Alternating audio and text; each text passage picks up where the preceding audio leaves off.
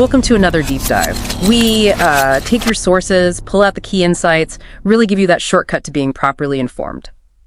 Today, we're diving into, well, an incredible ship, but maybe an even more incredible human story. The legend of the Endurance. Now, you'd think a ship literally built to handle polar ice would, conquer it. But here's where the story starts to get really layered. Sir Ernest Shackleton commissioned it for his big 1914 Imperial Transantarctic expedition. It was originally called Polaris. He renamed it Endurance after his family motto. By endurance, we conquer. And that motto, wow, it became almost prophetic, shifting from conquering a continent to just surviving day by day. Yeah, it's fascinating how that motto just takes over the whole narrative. Yeah. I mean, the ship was robust, a 3-masted barkentine, Norwegian built. It had this incredible 2-foot thick oak keel, hull reinforced with green heart timber, all designed specifically for ice. But even that marvel of engineering just wasn't enough for the Weddell Sea's pack ice. Right, and pack ice isn't like a skating rink, is it? It's dynamic. Exactly. It's this churning, grinding mass of huge ice flows. The pressure is unbelievable. Hundreds of thousands of pounds per square foot when they collide. So the Endurance got stuck fast in January 1915, just frozen in for months. Okay, so months trapped, living on the ship, hoping the ice breaks up, and then the inevitable. The pressure just became too much. The ship succumbed, hull crushed, sinks November 1915. But like you said, that wasn't really the end. Far from it. This is actually where one of the greatest survival stories really kicks off. Lots of expeditions ended when the ship was lost. What made this different after the Endurance went down? That's really the core of it. It wasn't just luck. It was Shackleton. His leadership and this radical shift, prioritizing his men's lives over the expedition's original goal. Yeah. That became everything. From the moment they abandoned ship, he knew it was about meticulous planning, keeping morale somehow intact. He famously made them limit personal gear to just 2 pounds each. 2 pounds. That's like, imagine leaving everything behind. Right. Only the absolute essentials.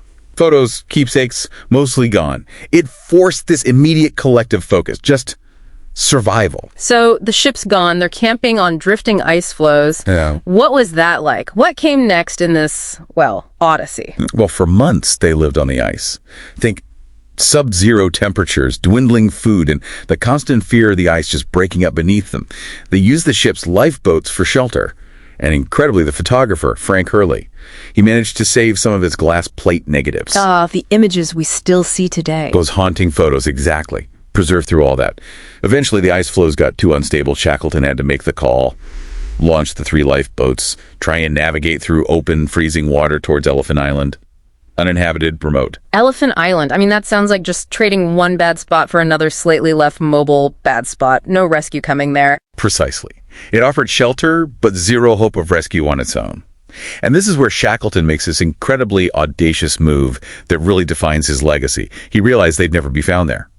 So he picked 5 men, including himself, took the biggest lifeboat, the James Caird, and set off on an 800-mile open boat journey across the Southern Ocean to South Georgia. 800 miles in a lifeboat across that ocean. A 22-foot boat, hurricane winds, massive waves, navigating by sextant chronometer. It's considered, one of the greatest feats of navigation ever. And they actually made it. They hit that tiny island target. They did, against all odds. But their ordeal still wasn't quite over. Seriously, what else? Well, they landed on the wrong side of South Georgia, the uninhabited side. So they then had to cross the island's mountains and glaciers on foot. Something nobody had ever done. No real climbing gear, just pure exhaustion and will. Unbelievable. Another endurance test. Absolutely. Once they stumbled into the whaling station on the other side, Shackleton's first thought was rescue. He immediately started organizing attempts to get back to the men left on Elephant Island. Took 4 tries, but he got them all back. Every single man. Wow. So bring this all together then. What's the takeaway for us? The Endurance, the ship, was lost, but the story endures because of the human spirit, right? Which leads to maybe the big question for you listening. Shackleton's leadership constantly put his men's welfare first, even sacrificing the mission itself.